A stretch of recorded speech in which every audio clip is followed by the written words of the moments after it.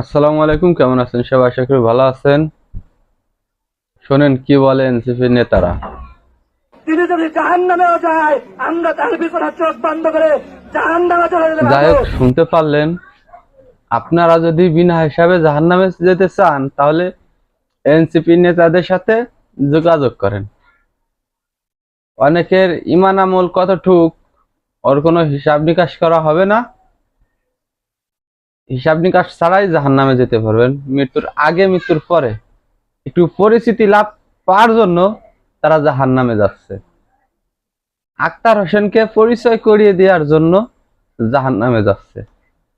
এই এনসিপির অবুজ ফুলাফান, নাবালক ফুলাফান, মাসুম বাচ্চাদের নেতৃত্বে বাংলাদেশ চলবে।